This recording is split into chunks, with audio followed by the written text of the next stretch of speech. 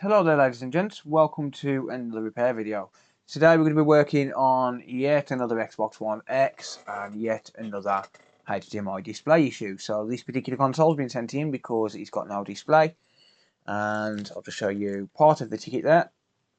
As you can see, Xbox One X HDMI Retimer chip replacement. So this should be a nice straightforward one, but you know, you can never have too much information, and who knows, it could be something completely different.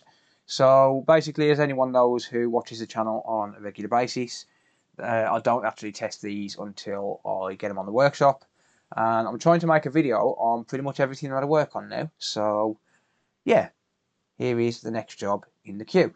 So like I said, this has been sent in for a retimer issue or redriver issue, whatever you want to call it.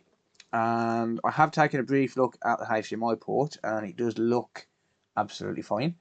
Looks can be deceiving, but it does look okay. So we think that it's going to be a retimer in this case. It could be something different. It could be a ESD IC. This has come from London. So basically, a couple of weeks ago, there was a load of lightning strikes in London, and it caused a lot of issues with the ESD ICs. So the ESD IC basically protects it from lightning strikes and things like that, and that generally blows when we do get a lightning strike. And the only way to fix these, if that was the case, is by basically bypassing the ESDIC because they can't be brought. The only way to get them is to buy a donor board, and it's not really viable to buy a donor board just for that one particular chip, because then we would have to charge the customer pretty much the full cost of the donor board. So let's just plug it in, let's see what's happening with it, and then hopefully we can get this thing fixed. So I'll just turn it on there. The odd thing is it is displaying, so ignore this flickering. Let me switch HDMI cables, bear with me. Right, and the odd thing is it is displaying, so what on earth is wrong with this device?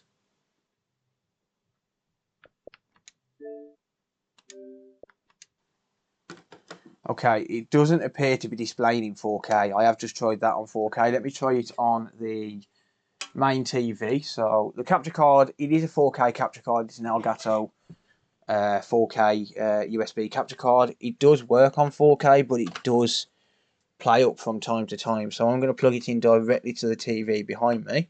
That has got full 4K support. And it says that it doesn't work. Let's try it again.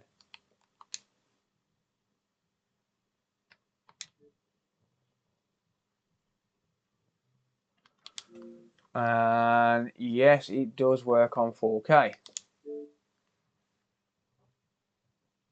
Okay, it does say that it won't support HDR10, but my TV does support HDR10. That's odd.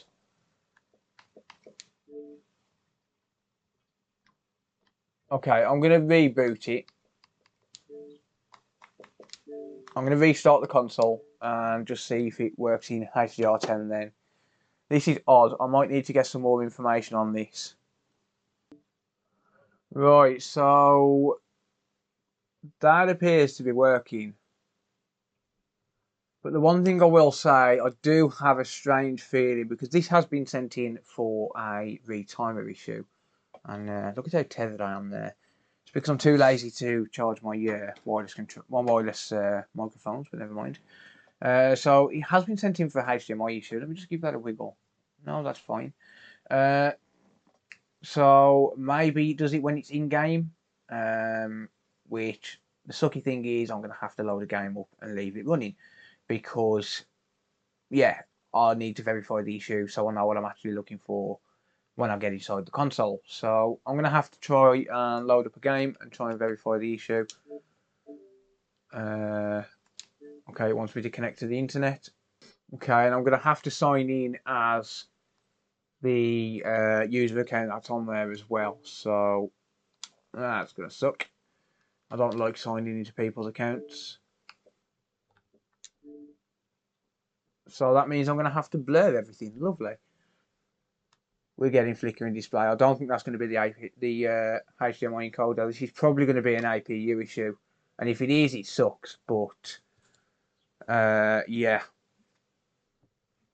definitely graphical glitches there. In fact, it can't even load into the game. Wow, that's rough. Oh, it needs an update, but it is. You can see all the blacks on the screen definitely glitching, and now it's starting to flicker as well. So that is the issue with this one. So this is why we always, basically question everything when it seems to display fine, because it could be a intermittent issue. This isn't an intermittent issue. This is a permanent issue. It just takes a little while to actually show up. But this is why we test it, so as we know what we're looking for when it actually comes to working on the device. So I'm going to get this thing apart, and then we're going to have a look and see if we can basically get it working. Oh, that's really bad now. Yeah. Right, okay, so I'm going to get this thing apart. So while I've got your attention, if you are new to the channel and you enjoy this type of content, be sure to hit the subscribe button and turn on the bell notifications so that you're notified whenever I upload. And if you do it now, by the time it comes to the end of the video, when you realise I am a boring old fart, you might just forget to unsubscribe. And these Weaver screwdrivers suck. Just a little FYI there. They suck. Okay, so the plan for this is probably just going to be to open it up, replace the retimer, and hope that it fixes the issue. The reason for that, well, I'll do a couple of tests, but the problem with the Xbox is when the encoder goes bad, it doesn't generally show itself.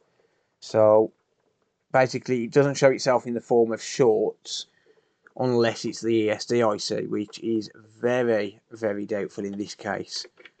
So this is either going to be the APU or the retimer, and I'm hoping that it's the latter. Because obviously if it's the retimer we can fix it, if it's the APU it's game over. But that being said, I will do a few tests and try and walk you through it. But while I'm doing this, there is one thing I do want to say, and that is that if you use Amazon for anything at all and you're able to set a bookmark, I've got some Amazon affiliate links in the video description, and I would highly appreciate it if you could use one of those affiliate links and just set it as a bookmark. And the reason for that is because basically if you go through my Amazon affiliate link when you order stuff off Amazon, then I'll get a little bit of a kickback from the sales on Amazon, and it all helps the channel and it helps me to keep making these videos. And now we're ready to work on the board. So let's pop it under the microscope and we'll do a couple of tests. And to be honest, we're probably just going to end up replacing this little puppy, which is the HDMI encoder, or the driver, or the timer, or whatever you want to call it. So this here is the HDMI port. And then here we've got some EMI filters. So these are what I call passive filters. I don't know the exact name for them, but basically these filters filter out noise on the HDMI circuit. So all of these pins here are all data lines, with the exception of each middle pin, which is a ground. So there's 8 traces here which are all data lines, and these go directly to the HDMI encoder, retimer. And basically these little components here filter out noise. So we've got 4 little filters inside here. So we've got one there, one there, one there, and one there. Basically the HDMI circuit doesn't actually need these to work. So on the PS4, these being faulty would render the device inoperable because it would break the circuit. But the circuit on these is still complete even without these in line. So there's still a trace running underneath, and it is complete from top to bottom without this component here. Then we've got the ESD IC here. So this is an ESD diode pack. So inside here there's just a bunch of diodes which basically protect the circuit from from electrostatic. Basically, if you get, for example, a lightning strike that comes down the HDMI port through pin 19, pin 19 and pin 18, which is 5 volts and HDMI detect, it would go to this chip, and this chip would blow, and it would prevent any damage to the circuit. Now, the problem is you can't buy these chips, so without pulling one off a donor board and reboarding it, because these are BGA chips, so it's not even just as simple as taking one from a donor board. If we just get this in focus here, you can see the solder balls underneath. It's not a major issue to reball these. There's no stencils, but you can reball them by hand, and it wouldn't take long to do either. But that being said, you can't actually buy them. So without a donor board, you're pretty much stuffed. So what you have to do is you have to run some jumper wires from the one point on the circuit, so from the output side to the input side sort of thing, and you basically have to bypass it. I have done it once. I'll be releasing that video before this video, because that's how I work. It's first in first out sort of thing, even with the videos. But basically you have to bypass this, and it really does suck. You can't buy these. You can buy them for the Xbox One S, but you can't buy them for the Xbox One X, the Xbox Series S, or the Series X, because they all use this same chip. And ST Micron, I think it is, or ST Microelectronics, don't sell this chip. This is unique to the Xbox. So it really does suck. But basically, without this chip, the circuit's not going to work. So I'm going to test this area. This area does sometimes show up with shorts, if, for example, this chip is bad. So I'm going to test a couple of components around here. Well, I'll test all the components around here and look for a short to ground. And if there's a short to ground, then I'm going to have to remove it and bypass it. If there's not, then I'm pretty much just going to replace the HDMI encoder, the TDP158 here. So let's get to that then. So I've got the multimeter set in continuity mode, and that's the mode that's going to beep when we complete the circuit. So it's going to tell me if I've got a complete circuit from ground, which is basically the HDMI port here. So that part there is ground, and it's going to tell me if I've got a complete short or a complete circuit to ground from here.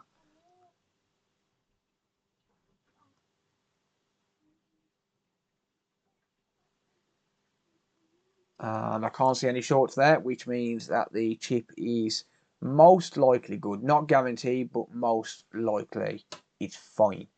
So I'm pretty much just going to replace this, because there's no real way to test these, but this is the only other thing that it could be apart from the APU, because if you follow the lines down, so they go out from the HDMI port, follow the lines down, they go into the HDMI encoder, and then on the input side of the encoder, you follow the lines down, follow them down, keep following, and they go to the APU. So if it's not the HDMI encoder, then chances are it's going to be the APU, which sucks because the APU can't be changed. It's basically a board swap at that point. And that sucks because that makes it really expensive for the customer, because you've got to basically source a board from somewhere, and they're not cheap. So the cheapest option, obviously, is to repair it. So I will test these components, just see if we get any abnormalities. So one of these resistors up in the top left corner will show as short. That's normal. That one there. But the rest of them shouldn't show as short.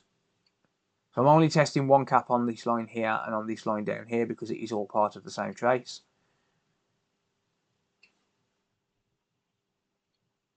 And again, don't get any abnormalities, but this chip, like I said earlier on, it doesn't show up as short. It never does. I don't think I've ever had it show up as short. I've had them with holes in them, but I've never had them show up as short. So there's no real way to test them. You could sit there getting diode readings of every single line, but that takes way longer than just replacing the chip. And then you also need known good readings as well, so that kind of sucks as well. So I've got my hot air set to 480 degrees Celsius, and I'm going to go for 50% airflow. You're wondering why I'm using 480 degrees Celsius, and the reason for that, these boards are incredibly thick, and when these chips fail, what happens a lot of the time is it will seize itself onto the board. It will basically weld itself there. So I want to go as hot as I possibly can. This chip is never going to go back on this board. It's going to go straight into the bin. Well, it's actually going into a tub because someone wants me to save all of the broken chips. And he said he's making something with it, I don't know. But he wants me to save all of the faulty chips. You can see that even at 480 degrees Celsius, this is taking a while to come off.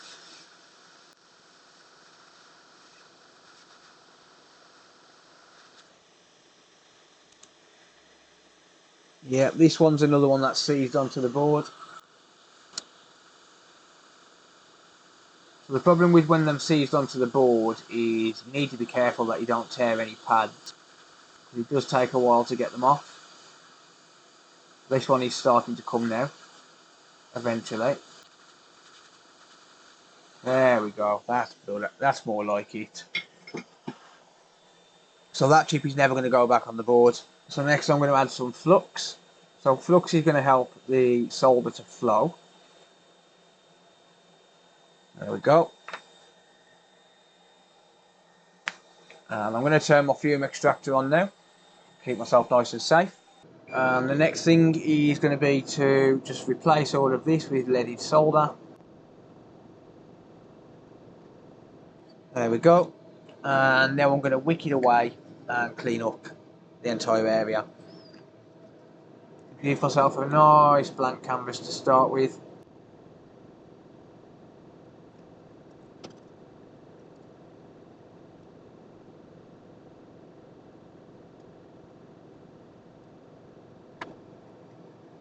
Okay. Next trick is to clean it up. Get rid of that burnt flux. Just use a little bit of isopropyl alcohol and a cotton swab just to clean that up.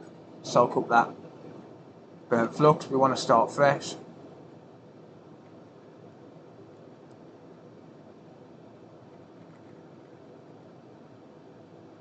And I did leave one pad with some solder on, but it's not a big deal. It's not a big issue.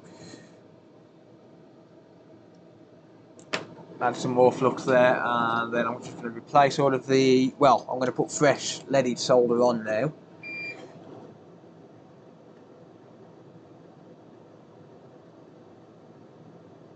So I'll add a touch there. So the reason we don't want much solder on the ground leg, or rather on the middle ground pad, is because that's basically just a heat sink. So we want enough solder to basically transfer the heat, but we don't want it too high because then it won't sit flat on the board. So we put a little bit on, and I guarantee some of that will still squeeze out when I press a new chip down. So basically we don't want a lot there. So that's there just to act as a heat sink, and what it's going to do is it's going to pull the heat away from the chip and try and cool it down. So it is very important that we add solder there to keep the chip safe. And I'm going to take a brand new chip and I'm going to install this on the board. So let's drop this in the right position. So the pin number 1 is going to be bottom right, which is just there, indicated by that dot, and also indicated by the dot on the chip.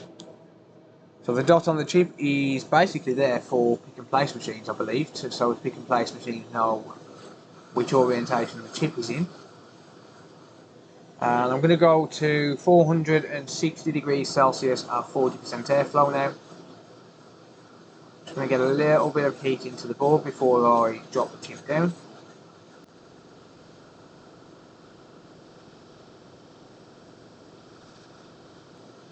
I'm just going to get it into position.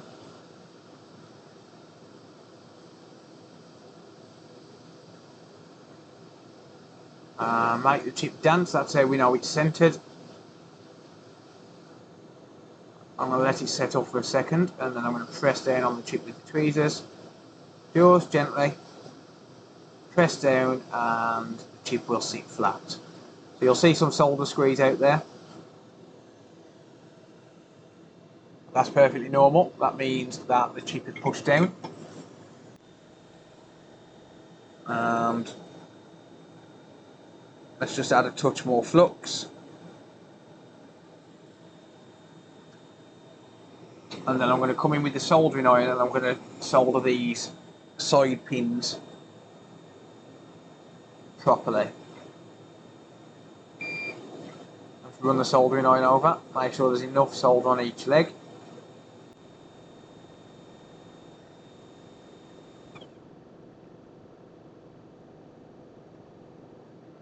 Okay, that's probably the wrong type of tip, so I'm going to switch over to a micro pencil.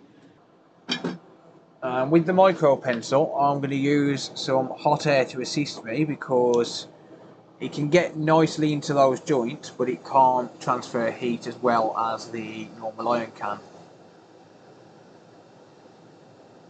I'll just add a bit there, add a bit there, add a bit there.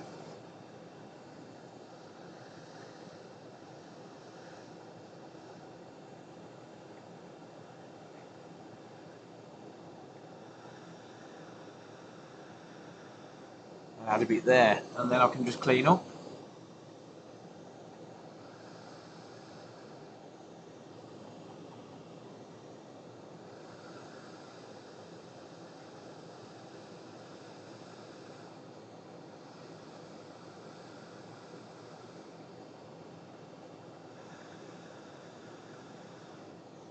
And that should be nicely soldered. We should have some really nice joints on there now. Let's just give it one quick reflow with the hot air.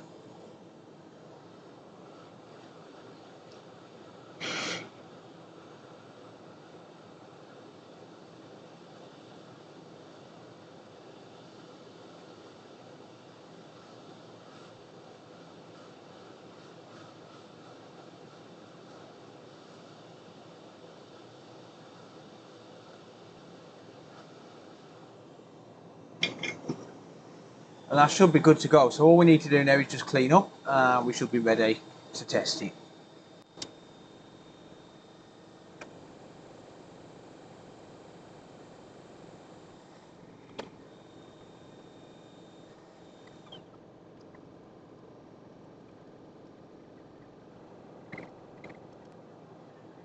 Good. Nice and clean.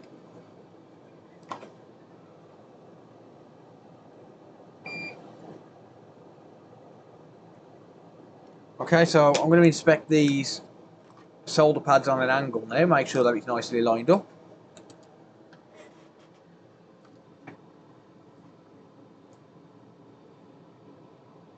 So to do that, I'm just going to zoom in.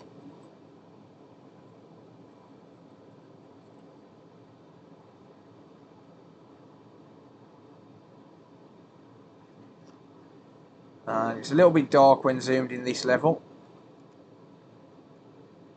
That should all change soon. I do have a new microscope camera on the way. So that's nicely centered that side.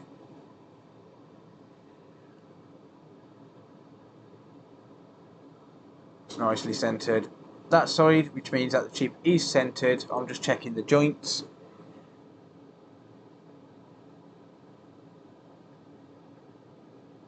Yep.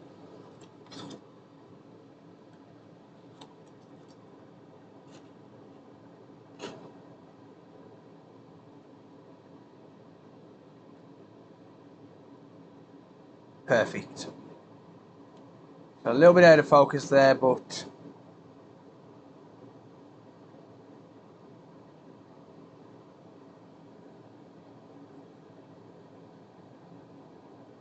beautiful. Okay, so fume extractor can go off now. There we go. Get some silence in here. Fume extractor is quite loud. Let's move the microscope out of the way. And all we need to do is, first of all, straighten all that up. Second of all, the most important tool in any workshop is a cup of coffee. There we go, beautiful. Beautiful. Okay, time for the test. So let's turn it on. And didn't get the beep that time. That's a bit odd.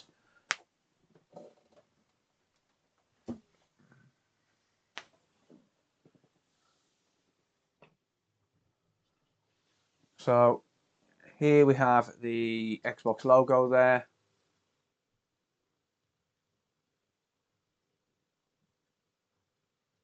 And no signal.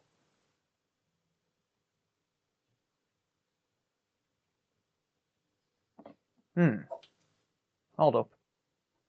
I did press the power button twice.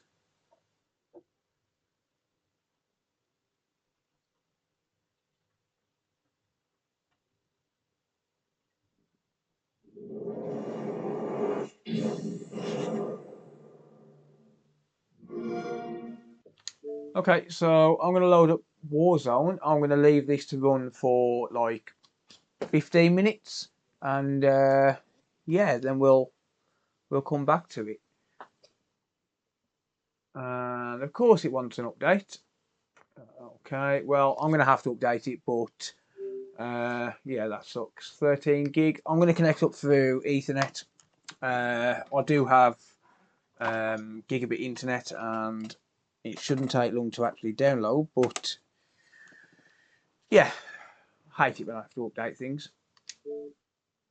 Okay, so I'm going to let it update Call of Duty Modern Warfare. Yeah, there is a Marvel's Avengers update which it was trying to do, but I'm not going to let it do that. I'm just going to update the game that I need to test it with. While I'm doing that, I'm just going to run through a couple more tests. So, settings, network settings. I've already confirmed it works on Wi-Fi. It does work on Wi-Fi, and wired is working as well. So I've actually got a test sheet which I use to do these tests.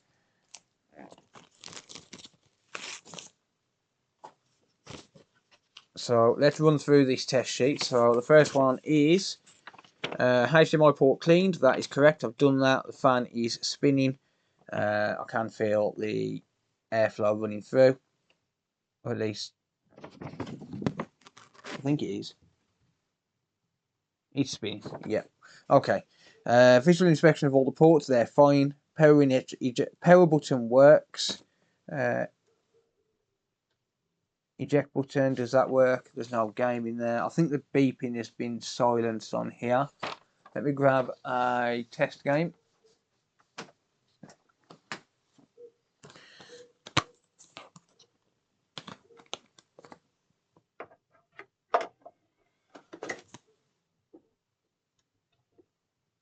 Make sure it inserts and ejects a disc, and it does.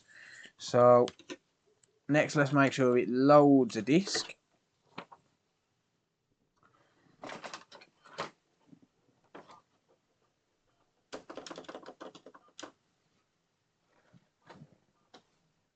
And yep, we've got FIFA 17 just there. So it is loading a disc, and it does install as well. So I'm just ticking these off as I go. Ethernet and Wi-Fi work. It works on 4K. HDMI port wiggle test. Pass. Wireless controller sync. Yeah. FIFA 15 needs an update. No. Alright, it's FIFA 15, not FIFA 17, but never mind. Okay, so all I need to do is make sure it plays a game, and that's pretty much it. And this will be done.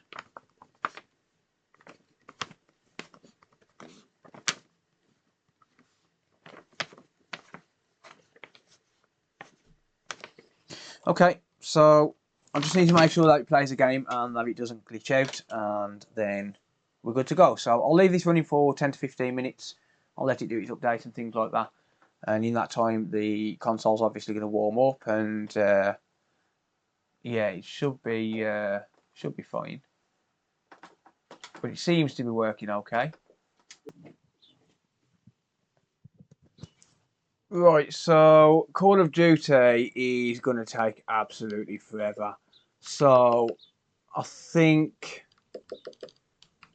I'm going to have to see if I can find another game to play rather than that one.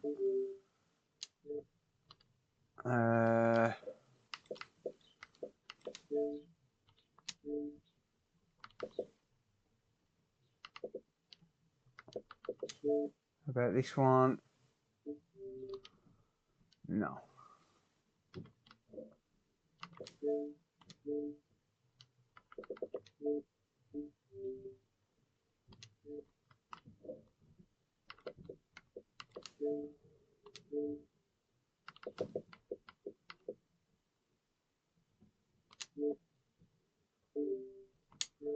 Everything's on disc, and I don't have a game intensive enough to be able to run it. Not without waiting for 2 to 3 hours, and I don't have that kind of time. That is installing the game disc, so that is absolutely fine.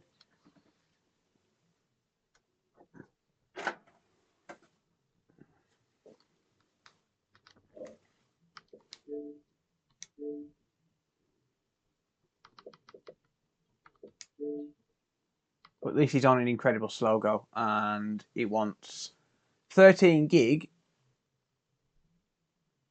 when it's basically downloading at 4 megabits per second,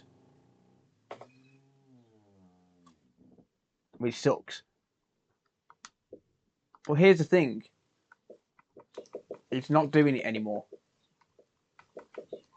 It's been running for longer than it was before. It's been running for about 15 minutes now, and it's not doing the glitch anymore at all. So I think this is fixed. I'm going to leave this. I'm going to leave this running, but I'm not going to leave the video running. It's going to take way too long. So I'll probably take this into the house and test it in the house. But yeah, it seems to be absolutely fine. It seems absolutely fine. The problem is sitting there waiting for hours for an update because it's on a slow go. It's not viable. It's not viable. I'll need to get onto another repair. I can't sit here for 5-6 hours to test it. So I'm going to have to just leave it running. I've got them overnight anyway because I've got to go back to London tomorrow. So yeah, I can leave it running in the house where I haven't got to keep attending to it basically. And I can just leave it downloading the game and updating it. It's really annoying to be able to test them sometimes, but it is what it is. It has been on for longer than it was. I have opened up the game menu and made sure that it's not doing it, and it's not. So, I mean, it was doing it just on this screen earlier on. So, I think it's fixed. I think it's fixed. I will confirm, and I'll leave a little message just down there to let people know that it's whether it's working or not. And if not, I will basically do an update. But even just loading this, you know, it's absolutely fine, and it wasn't before. So yeah, I think it's fine. I think I can safely say this is fixed, and it should be going back to the customer working. Obviously, if I magically edit this video, then you know it'll be because it's played up some more. But very, very doubtful that it's going to. It is working absolutely fine. There's no glitching, no flickering, nothing. It's just working, and it's nice and cool as well. It's not overheating, so I'm happy. I'm happy that it's fixed. But yeah, that's going to be it for this video. So just to summarise then, this console was sent in because it needed a HDMI retimer replacement. When I tested it, it was working, or it appeared to be working, but it wasn't working properly. It was flickering and glitching. By replacing the retimer, pretty much no testing needed, just replace and put back together. And this console's working, apparently. It seems to be. It was doing it even on the menus, so yeah, it appears to be fixed.